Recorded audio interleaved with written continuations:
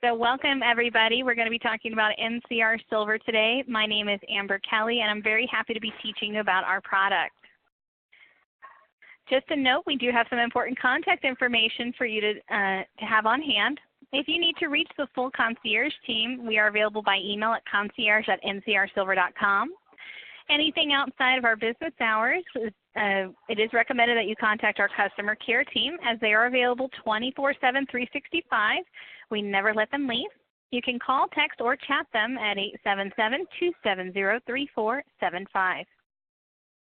For today's agenda, we're going to be speaking about how you get the system set up through your personal settings, your back office settings, the inventory, and employees. I'm then going to switch us over to an actual point of sale to show you how to use the system and process your transactions. Finally, we're going to come back to the back office to see what you're getting out of the system through your My Store tab, your Results tab, the Customers, and of course we'll finish out with the Help tab. Now your back office is located at mystore.ncrsilver.com. This is my demo site, and as you can see, when you log into the back office through this website, there are quite a few tabs to look at. First, we're going to look at your personal settings. The back office settings will set up your employees and then walk through your inventory. To get into your personal settings, you'll click on your name. You have an option of resetting your password. You can log out, view your account details, buy hardware, or even register or view what you've already purchased through your register hardware link. Whenever you click on My Account, you'll be immediately given an overview. Of all the lines here, the active subscription number is the most important value. It's the fastest way for us to locate your account and is a very important identifier if you ever send us important documents. We'll touch again on that in a little bit. Also under My Account, we can view My Devices. So whenever you successfully register a device, iPad or Android system, to the back office, you will see it listed here. You can change the device name, or if you have too many registered, you can deactivate it by hitting the Deactivate button. You also have the ability to send special messages out to your employees. All employees will have access to view the message once they log in. And you can put in something fun, say like, hey all, or don't forget so-and-so is mopping today. Just to give them the chores for whoever needs to be responsible for that particular duty. You would, of course, choose your date and the time. Let's see, 1:39, 1:45. And you can set it to either your time or the store time.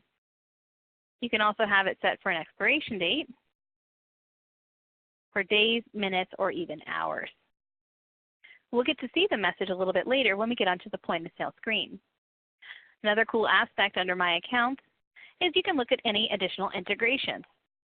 One very popular integration with our program is called Paycheck.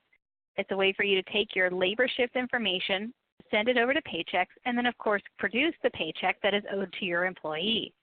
If you need any assistance or additional information, feel free to reach out to the Concierge team and we'll be sure to get you in touch with a representative who can explain more. Finally, under My Accounts, we have My Bills. With My Bills, this is where you can see what you're being charged with by NCR. With your account information, your billing information, and all invoices are located in the billing history.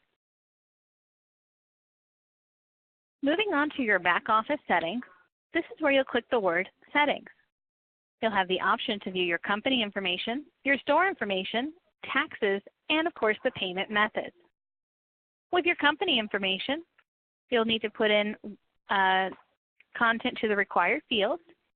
Remember, a required field is indicated by an asterisk. So you have your primary company contact, your business information, and your email marketing information.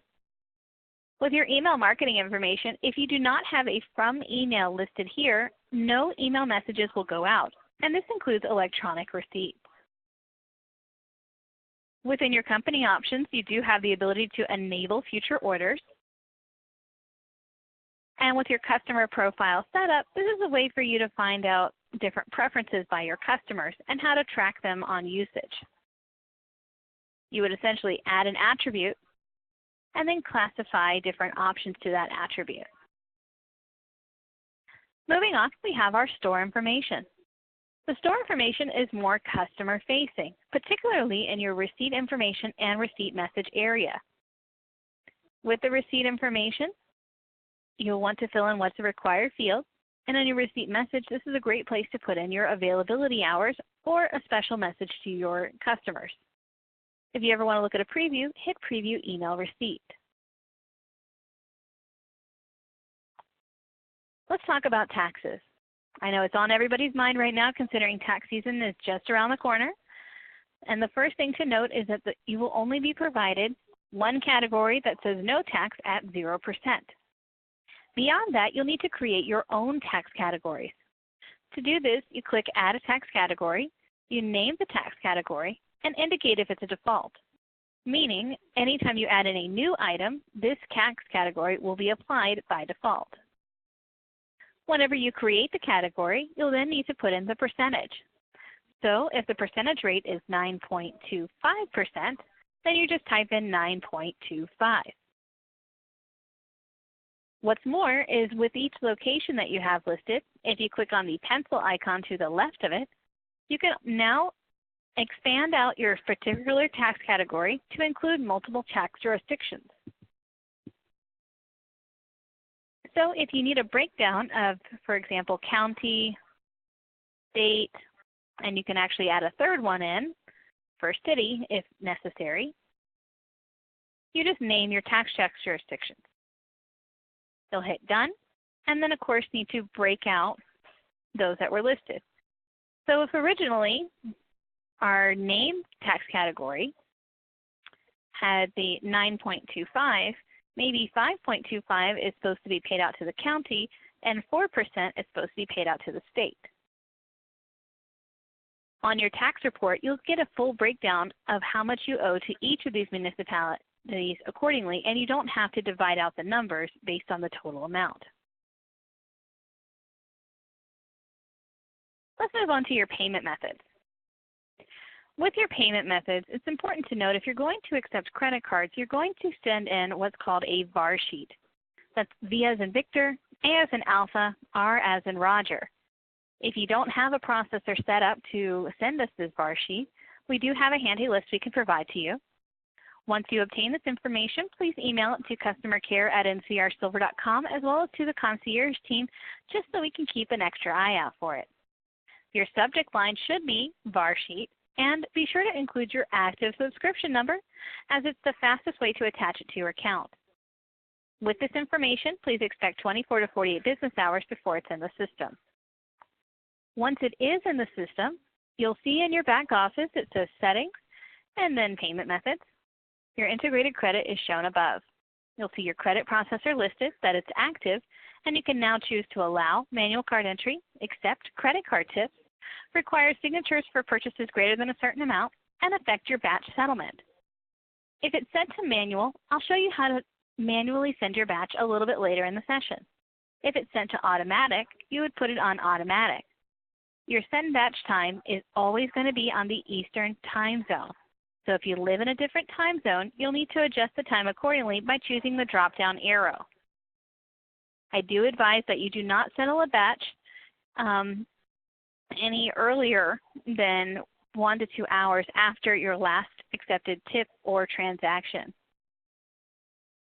just to give it a good buffer period to make sure all of those transactions have been sent to your processor. Now, once you've enabled your integrated credit, you can also turn on offline credit mode. Offline credit allows you to take a credit card payment without being connected to the internet or to the processor. So if you're in an area that has flaky internet, or you know that you're going to have terrible storms, which may cut out the power, but still want to take those credit cards, offline credit is a big benefit. You can continue to swipe it, and our system will store that information until you're connected back online again. Once you're connected and back online, you'll then find out if the transaction has been approved or declined. To act as a safety net to those types of transactions, we have your maximum transaction amount and maximum total by device. So if you don't want to exceed a certain amount of risk while being in offline mode, then you would set those limitations here. With integrated gift cards, you would need a VAR sheet sent to us as well. Be sure to include your active subscription number. Moving beyond, we have your accepted payment method summation.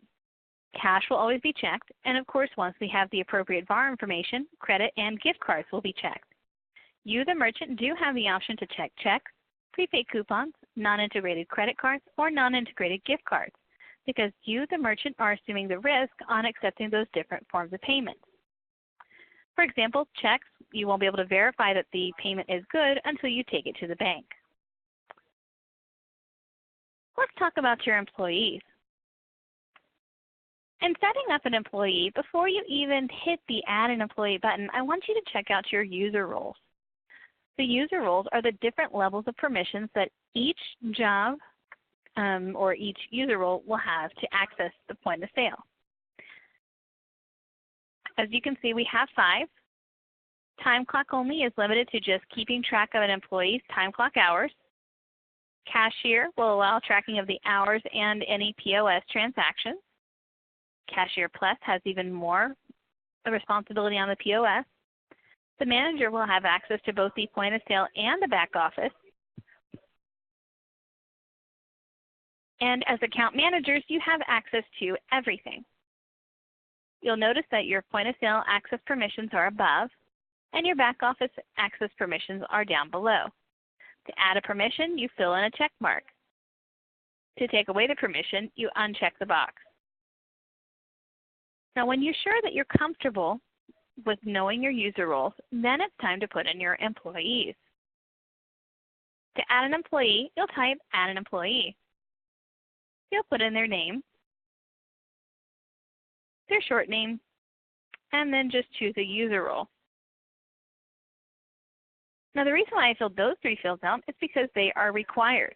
You're more than welcome to add in an email address or a phone number, but after you choose a user role, if it's a lower POS only permission, you'll just need to put in a PIN number. If you choose a higher permission, such as a store manager, of course more information is now needed, including the email and a username, which we usually recommend to be the email. You'll then put in a password and confirm the password. Remember, if they need a username and password, that means that they can also access the back office through mystore.ncrsilver.com. But for the POS, you must get a PIN to get in. Once you add in your employees, you will see them listed out here. And if you take advantage of using the time clock feature on our system, you can track their hours in the time clock area. This is also the area where you can make certain adjustments.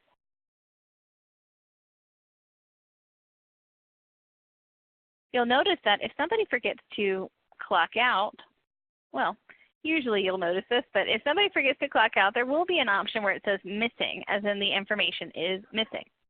You can edit that information by clicking on the line with the time clock information and adjusting the dates in and with your and dates out, as well as your time in or your time out, if they accept any cash tips, as well as if you wanted to put a commentary on their particular shift.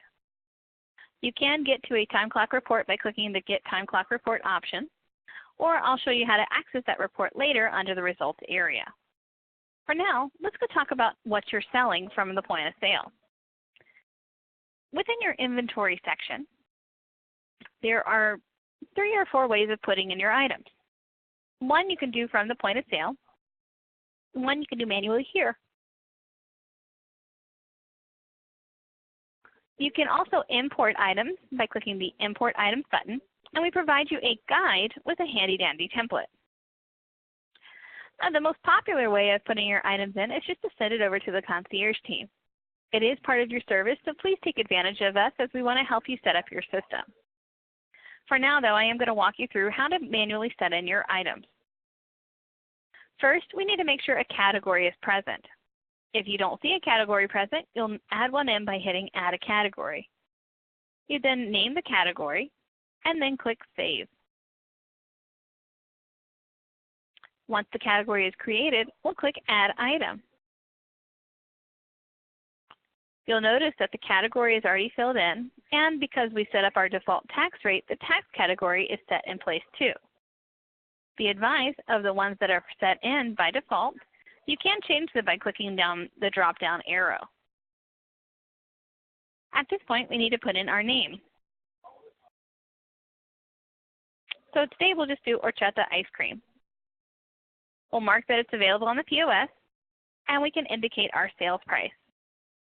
Now, if this was the only thing you had to do with the item, you just hit save and continue on, because that's your basic item setup. However, if more information is needed, you can choose the extended item setup and go on further. For example, now you can add in a description. You can put in variations, which account for different sizes, flavors, or anything in general that you need to ask a what question. So for our horchata ice cream, we need to know what size is it going to be. I clicked Add a Variation. I chose my variation subject, and then I broke down the qualifiers on each one. So small, medium, or large. Be advised you can do up to 3 variation subjects, but the combination of all of these should not have more than 1,500 combination values. You can also add in modifiers. I'll show you how to set up modifiers in a little bit, but when you have a modifier group, you can attach it to the item level here under the Assign Modifier section. You can either have a ton of modifiers or just particular groups at your leisure. We also have the ability to put in a barcode on the item level. Beyond the item level, you can put in a barcode at the variation level when you click Assign Barcode. You'll need to manually type in the barcodes for each of the variations. For your printer group, it's set to kitchen by default, but remember you can change it by clicking the down arrow and choosing a different printer group. And with our pricing and cost, we can have a single price and cost for all variations, or dictate our price based on one of the variation subjects. So maybe our small is going to be $2. The medium will be $4. And the large will be $6. There we go. You are more than welcome to set an initial quantity on hand, though if that's not necessary, you can skip it. And you can also indicate a vendor from which you received the base product. Once you're done, click Save.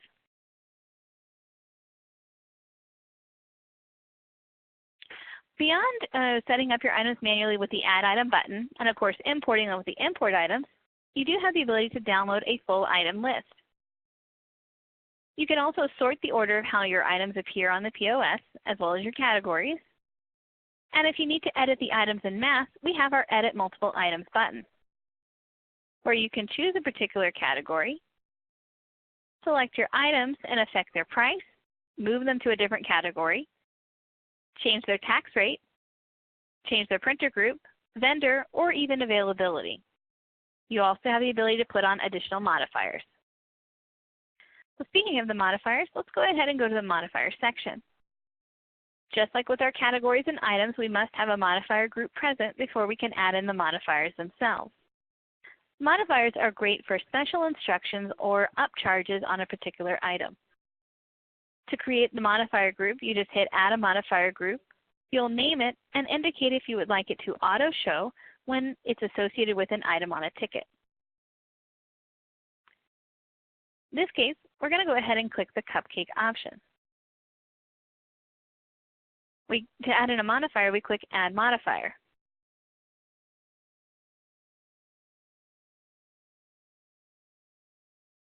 You can put in the modifier name, and if an upcharge is present, you'll type in how much the upcharge will be.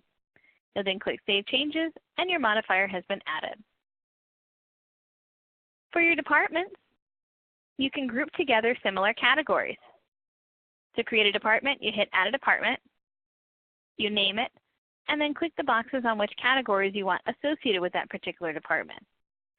Be advised a category cannot be in more than one department at any given time. Now let's talk about our discounts and promotions. With the discounts, these will be manually applied on the item or the ticket level. You'll be given 4 discounts to give you an example of how they look, and all of those are prompted or can be changed directly from the point of sale. However, if you have a set amount or percent off discount, you can indicate that here when you hit Add a Discount. You'll name the discount. You need to put in a description. You can choose the discount type. Remember, if it says prompted, that's a flexible discount and can be changed at the point of sale. Otherwise, if you have a set amount or percent off, you would put the set amount or percent. So say my discount is going to be 10% off. I'll just put 10, and then I'll indicate if it applies either to the item level or to the ticket level. For the qualification, this is an important distinction to know where you can locate the item or the ticket level discount. Not only that, but when you're using the discount, you can put the minimum qualifying amount, meaning unless my customer spends $50, they will not get the 10% off. Moving on, we do have our promotions. With promotions, these are automatically applied item level discounts. A great use of these would be like a buy one, get one free. With the buy one, get one free, you would of course name the promotion. You would set up the effective dates and mark that it's active. For the buy one, get one free to work, you would need to make sure that you ring up 2 of the items because you need both present in order for one to be affected by a discount of 100% off. Not only can you do a percentage off, but you could also do an amount. The items themselves that will be affected on this will be under here under the Items and Edit section. You can put in entire departments, entire categories, items, and even variations on particular items. To add them over, you highlight the item name, variation, department, or category, and then you click Add. When you're done, you'll click Save.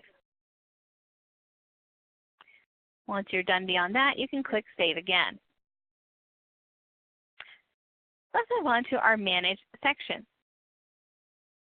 Under the Manage section, this is where you'll see your snapshot, your count worksheet, count entry, and the receive area. The snapshot is a general overview report of all of your items. It is based on the last 6 weeks of data, so if you put in an item instead of your quantity but don't sell anything for 6 weeks, it will disappear from this report. If you have more than 1,000 items on this particular report, you will have to choose a category to investigate further. Apologies, it seems to be taking some time on generating this report. But the main thing to note is that you can look at your total costs on what you have in stock, as well as check your quantity on hand versus a reorder point on this report. Since it's taking, apologies, we're reconnecting right now. All right, now we're back and reconnected, and the report is now present. As I stated, the most important things to note are your reorder point, which you can compare versus your quantity on hand in units.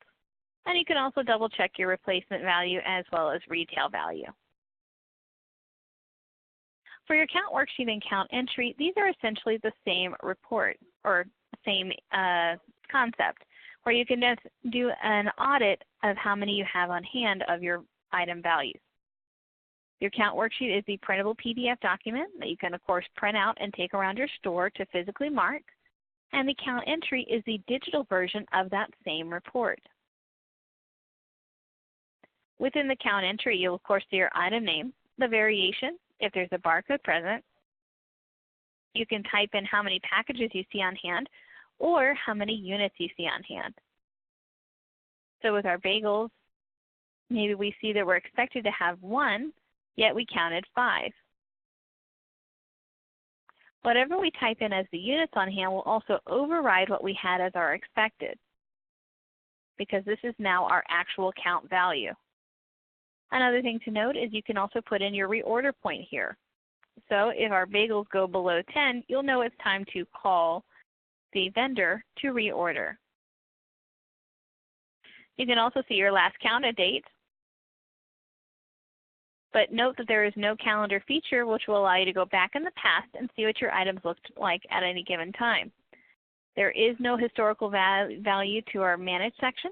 Everything is always at present and on point on what you're selling. For the Receive section, this is where you'll just add on inventory itself. Once again, if you have over 1,000 items, you'll need to choose a vendor or a category or search for the item itself. You can always change the vendor, put in your packages received, as well as type in a brand new cost. This is only for additional. Do not put your total values on hand in the packages received, or else it will add on to what you already had. So as a quick recap, Receive is additional. Count entry, count worksheet are those strictly for overriding and auditing your quantity on hand. Let's go ahead and move over to our POS, because at this point we've already set up everything from our employees to our inventory. The POS, if you have an iPad screen, you'll know that you have to get to the application by downloading it from your App Store. Otherwise, if you have an Android system, the application is already uploaded for you. The application icon itself looks like an S with a cloud on top.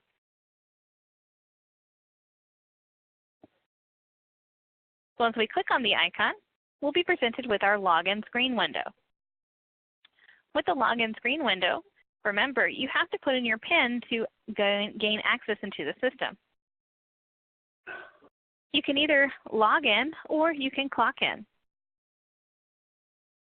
Once you hit clock in, this helps you to keep track of your hours. Be advised though, if you try to clock in twice, you will be given a warning to say, hey, you've already done so. Are you sure you want to continue? Otherwise, if you just type in your PIN, you can hit log in to gain access. Now this is our point of sale screen. And before we even start typing up transactions, I'm going to show you some functionality within the program itself. On the top right corner, you'll see we have a message icon as well as our cloud. The cloud will show that we are currently connected and online. If that color changes from anything other than green, you'll want to let us know immediately so we can try to help you troubleshoot the concern. Remember the message we typed in earlier? Well, here it is. The message will stay red and lit until it is read by the particular employee. It even gives you the expiration date on how long this message will be here. Once it is read, the message itself is grayed out. On the top left part of your screen, we have the slide out panel. You can slide out the panel by clicking the 3 lines. Ticket entry leads us back to the ticket entry where we can ring up sales. The store name is always on the second line. And with this information, you can see your store name, the app version, as well as the station name. We can also log out from the point of sale. With the drawer options, those can only be enabled if you currently have a shift open.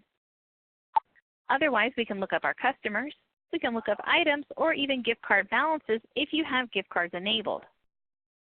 If you want to look at particular reports, we can look at our time clock report.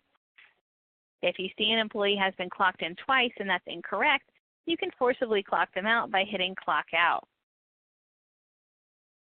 You can always check who's clocked in now or everybody who's clocked in for the day. With the slide out panel, we can also check on other reports such as your store summary, sales. You can access the back office by going straight to the website via the web. You can look at Help tab.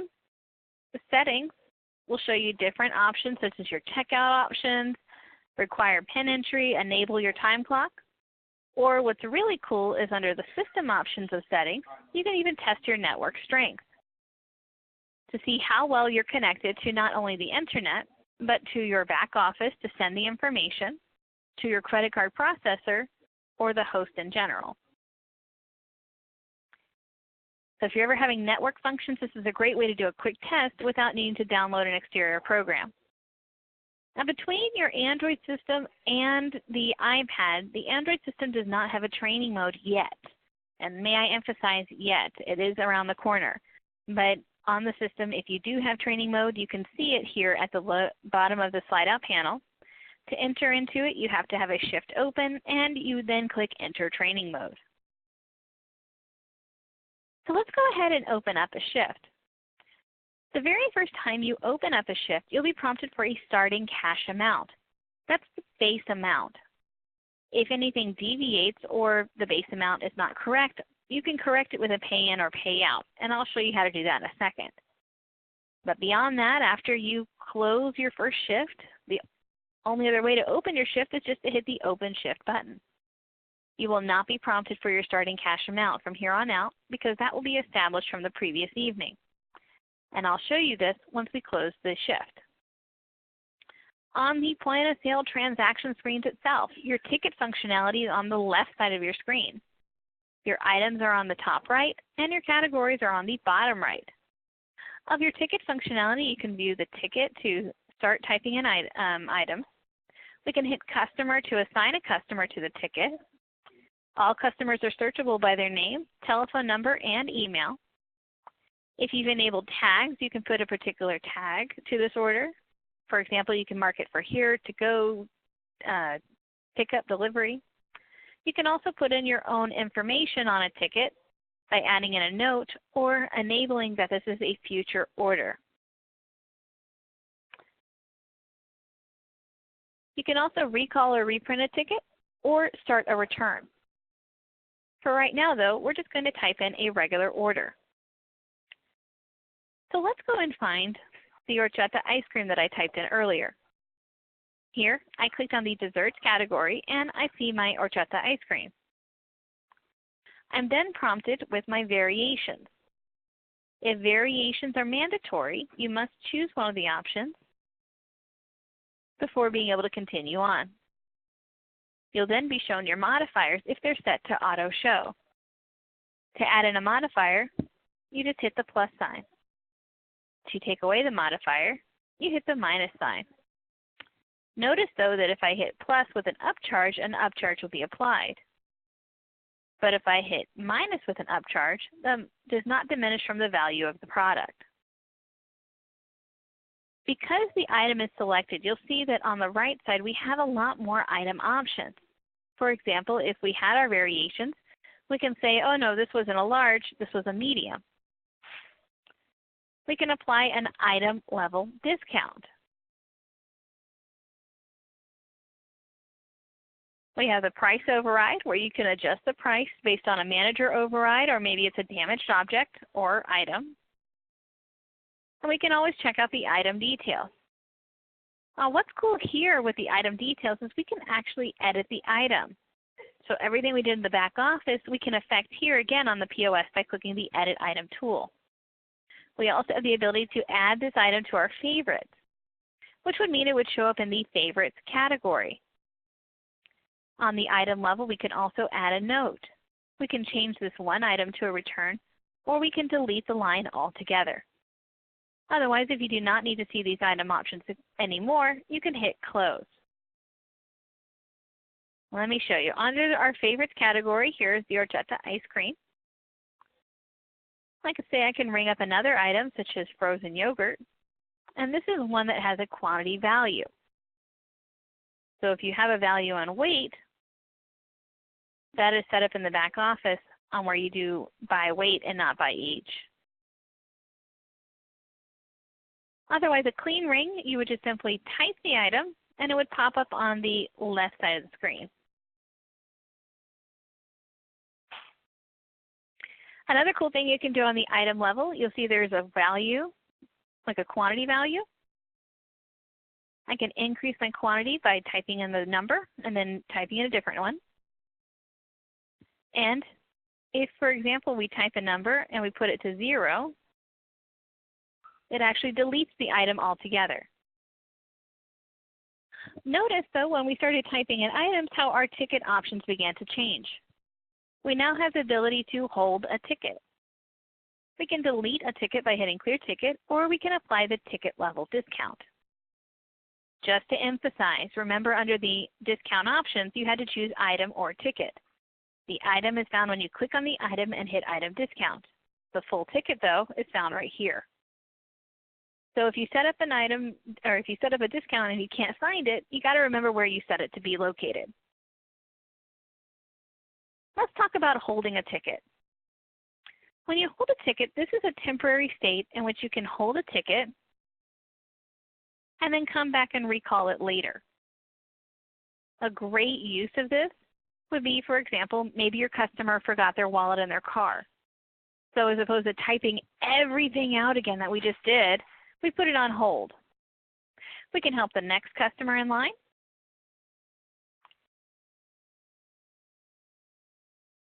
We can help them by having pay.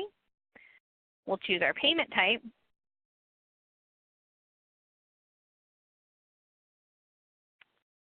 And oh, the customer came back. So to help the customer that was previously put on hold, we'll need to hit recall or reprint. Whenever you hit recall, reprint, you'll be given some options. Hold, completed, or orders if you've enabled future orders. Under the completed, this will be where any ticket that has already been paid for. You can either hit new copy to replicate what you've just rung up, or receipt to print or email the receipt.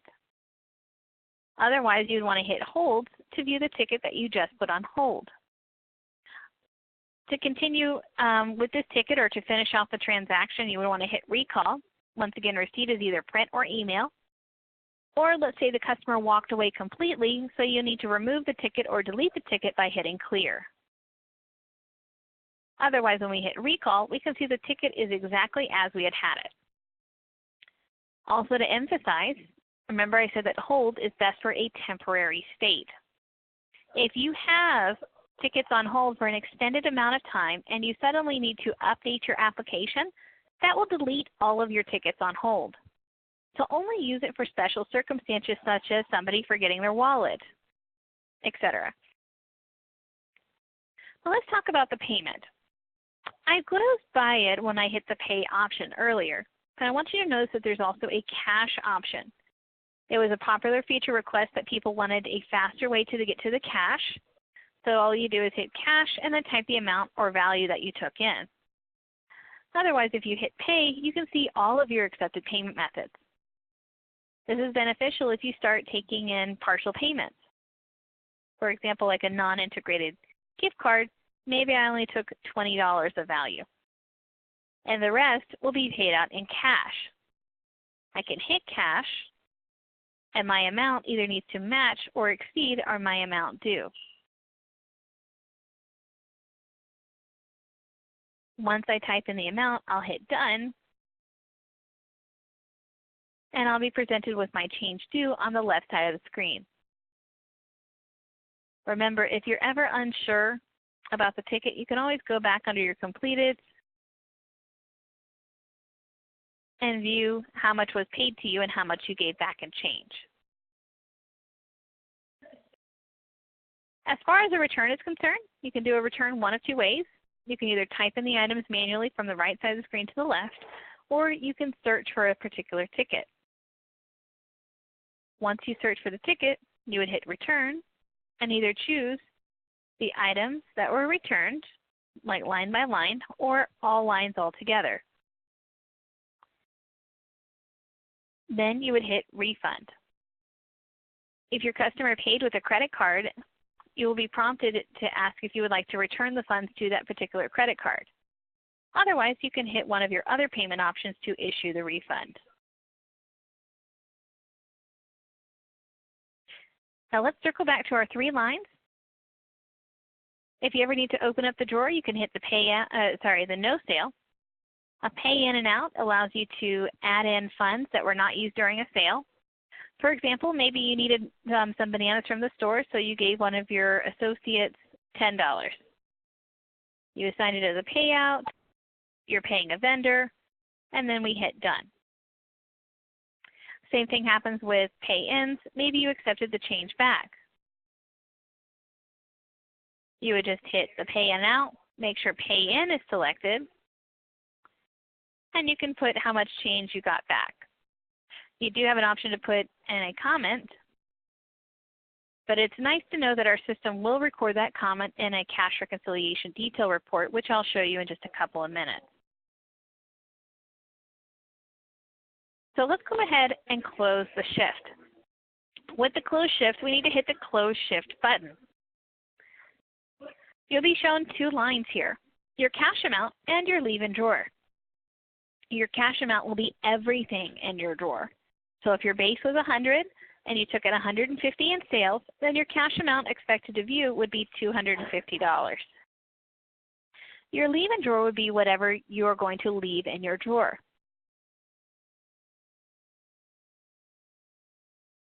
At this point, you'll be given your cash reconciliation detail. Of all the lines here, the over short is the most important. So if you see that your over short is significantly over, you can always go back and hit recount.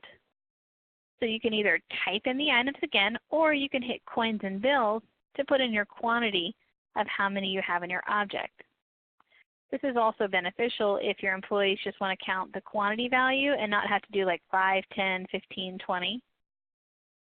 Once you hit done, the total of that cash amount will be applied here. Once again, you'll be shown your over short line. If anything seems off, you can always go back. You can hit recount as many times as you'd like. However, if you decided that this is exactly as you need it to be on the system, you can hit confirm. And your shift is now closed. You can then either close the shift or hit print to print out a full-scale report from your receipt printer. At this point, we need to look at what we're getting out of the system. At first glance, you'll be shown your activity summary on the My Store tab. Here you can check your net sales and transactions as well as your accepted payment types during this shift. You can check your alerts, such as any discount sales that are higher than usual. You can get a breakdown of your discounts and offers, which one is the most popular, as well as if any email campaigns are being used to attract your customers back to the store. You can also check a metric of your last 6-week trend on not only sales, but also transactions. If we move over to the sales dashboard, we get another key metric trend, which will show us either our sales, profits, or transactions. For today, the last 7 days, the last 30, or beyond with our calendar feature. And we can do a further breakdown of our daily total, the hourly average, and even the 30-minute average.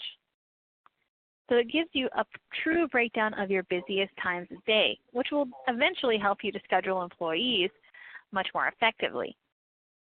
Beyond this, you also get a category breakdown on your most popular categories, and you can see the trend on how frequently they're used based on the category trend, and you'll even get an item list of your most popular items per each of those categories. With your customer dashboard, we can check your email marketing. So if you're sending out messages to your customers, you can see how effective they are based on what you've sent them and if they've brought back any receipts or discounts because of this email. With your customers, we showed you how you could assign them to the ticket. And when you do assign your customers to a ticket, we can track the dollar amount spent, their visits, or even their last visited date. We can also check your customer conversion, which will show us when you have a walk-in customer to one who provides their name to one who provides their email address. Within the results, we have quite a few reports to look at. We just ended our shift, so let's take a look at our shifts report. With the shift that we just closed, we'll want to look for the one that has the open and the close time. When we click on the link here, this will give us our shift report, which will show us when we had the shift open and closed and by whom, your gross sales, discounts, overrides, returns, net sales information, taxes, tips, gift cards sold, as well as your ticket total. You can take a look at your payment types accepted during the shift. If you had any pay-ins, payouts, or cash deposits, the total amount in taxes paid, if there were any no sales pushed, if you had any discounts used, price overrides, cleared tickets, cleared items, or if there was any offline credit. With the store summary, this shows you the exact same information, except it accounts for the full 24-hour period. So if you have multiple shifts open during the day, the combination of all of these will be in the store summary. And it looks exactly the same as the shift summary, so you can compare your numbers accordingly. With your device, employee, and location activity, It's the same information but from different points of view, either by per device or per your employee, or of course per location. With your discounts and promotions, you'll see which discounts and promotions were used. Same thing with price override. And your taxes will show you your taxes owed. If you do have a further breakdown of municipalities, those will be shown to you on this report. Your time clock report will give you the summation of your time clock information. And if you ever see that somebody has an open shift and it should be closed, remember you know how to adjust this under the employee section. The tips are for credit card tips only, and offline credit only shows you if you've been approved or declined once you're back online again. Of all the reports in your sales section, the departments and modifiers are nice to look at, but the most popular is your item sales and your sales summary. With your item sales, it gives you a breakdown by your category, item name, the current price, and your net sales information per each item sold. With your sales summary, you get a comparison day by day of each business day. And if you click on the business day, it takes you right back to your store summary. Moving down below, on your customers, you can see the bulk emails, the subject of these, and how effective they were in coming back. If you keep notes on your customers, you'll see their customer notes. And you can also track your customer sales with the customer sales report. The lists, though, are self-explanatory, where it gives you a list of your items, customers, or devices. Now, while your reports have all of the information summarized, your POS transactions will give you the breakdown per each transaction. You'll see the date and time, the ticket number, your transaction type, the customer name, the amount paid. If there's a balance due on a future order, you'll see a balance due shown. The operator name and your station. All of your ticket details will be repeated down below. Lines will show you what they purchased. Payments will show you how they paid, and taxes will show you what taxes were collected. If at some point you did put a ticket note, you'll also see it in the notes section. And if you ever need to view the ticket directly from the back office, you can do so when you hit Preview Receipt. With Preview Receipt, you can view the ticket as it was given to the customer. You can also email the customer the ticket or print it directly from your desktop printer. Now, credit settlement, by comparison, only associates with the credit transactions and tickets. Here, this is also where we see our batch information. Of all the batch information listed, you have your total amount, status, and settlement timestamp are the most important. Total amount shows you the amount owed to you that the processor will pay out. Status, if it says open, means it has not gone to the processor yet. And if it says settled, it has. And we indicate so with the settlement timestamp. Your transaction details will be listed below with your ticket number all the way to the right. And you can even look at a breakdown by your batch totals by pay type. If you ever have an issue, apologies, before we move on to the field, I do want to note that if you have a status and it says open, your green settle batch button will light up. If you need to manually settle a batch, you'll just simply push on this button, and then it will be pushed through to your processor. At this point, we can now talk about the failed section. With the failed section, this is where you see if you had an error appear on your point of sale due to a credit card. The error messages themselves are provided by your processor. We do not create these. So if you ever find yourself in a situation with a bad error, you'll want to contact your processor to resolve it. However, we're more than happy to help, so once it's resolved on the processor's end, feel free to reach out to our customer care team to troubleshoot further. Now your customers. What's nice about our system is there are different ways that you can attract your customers back to your place of business based on email marketing, your loyalty program, or even looping in your social sharing links. With your social sharing links, we account for Facebook, Twitter, and Instagram. All you do is check the boxes and then put in the links that go to your particular social media sites. These icons will then appear at the footers of all email marketing messages. Your bulk email is an email you can customize and send out at any time. Based on the customer information that you collected, you can send out to all customers or by a particular category. Once chosen, you can then put in your subject line and modify the template. If you don't like the template as it's shown to you on the screen, feel free to change it by clicking Start New Email, choosing a template that best reflects your business, and then adjust the boxes as needed. To adjust the boxes, you click on the gear icon at the top right corner of each section. So you can either add or edit the image, edit the text, or even edit the offer. You'll notice though that even though we see the boxes, if they're empty and we hit preview, that section of the message will not be present. So an empty box is an invisible box. Along with the preview feature, we also have a spam check feature which allows you to see how deliverable your message will be. You can send a test email, or when you're ready to send out to your customer base, you can share it as a Facebook post or click Send Email to go ahead and send it on. By comparison, our recurring emails are set up by a trigger to the system. Your email receipt email, obviously the trigger is set that the customer has requested the receipt via email. This is a great place to put in your logo. And not only can you swap out the image for your logo, but you can even put on your website. So if somebody clicks on your logo, it would go straight through to your business website. With your welcome and miss you emails, these must both be turned on before they will be sent out.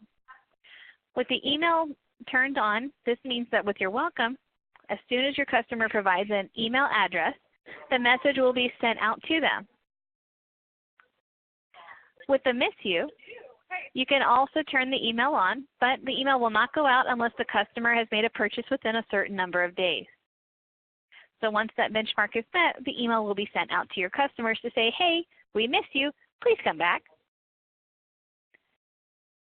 Another way to keep your customers engaged is through one of our loyalty programs. You can only choose one, and it will be either points or punches. The points program is based on your dollar amount. So $1 spent is 1 point earned. Once you've reached the benchmark of the points required in the system, then you'll get the reward of either a percentage or an amount off. And once it's spent, you can also set a minimum purchase requirement. Not only that, but to encourage them to spend their reward faster, you can even set up an expiration date. All disclaimers and expiration dates will appear at the footers of each receipt. However, the customers cannot contribute into a loyalty program unless they're being assigned to a ticket. So if you don't put the customer to the ticket, then we won't know to track them. The other program I wanted to mention is punches. This is regarding on the number of visits. Not only can you have it counted as a visit, but you can also put a minimum purchase required. So if they don't spend a certain amount within a visit, then that visit did not count altogether. Now your customers. You saw that there's a way to collect their information by assigning them to a ticket. You can also import your customers through the Import Customer tool, or we can add them individually by clicking Add a Customer. The only information required by the customer is the customer name. Beyond that, the rest of it is kind of icing on the cake. But I do encourage that you collect some form of communication like their email or phone number. You can keep track of their birthday or anniversary if you want to celebrate, or type in individual notes. If there is any activity on their loyalty program, you will see it tracked here. Now that's it for our back office, except for help. I want you to know that you always have help with the Concierge team, with your customer care team, and you definitely have help with us in the back office. With the help in the back office, though, it acts as your own personal Google to whatever you're viewing currently in the back office. So being on the customer side, when I clicked Help, it now provides me additional information on working with customers in the back office. If I move to something else, maybe my inventory, and then I click Help again, it will give me the breakdown of each section within the categories, departments, and items. as well as helpful articles at the very bottom on continuing forward on how to create, edit, remove, filter, etc. And not everything's located in the back office. What if you want to know how to set up your printer? Feel free to choose the search bar to search for the hardware component, such as printer, and then you can choose how you're going to connect your printer. The most common one is the printer model 350, which will be either connected by Bluetooth or hardwired. So guys, to wrap up, we want to remind you that you will need to send in a VAR sheet if you're going to be doing credit card information. If you need to contact the full Concierge team, we are available by email, and our customer care team is here for you 24/7. At this point, I'm going to pause the recording and go ahead and take our questions.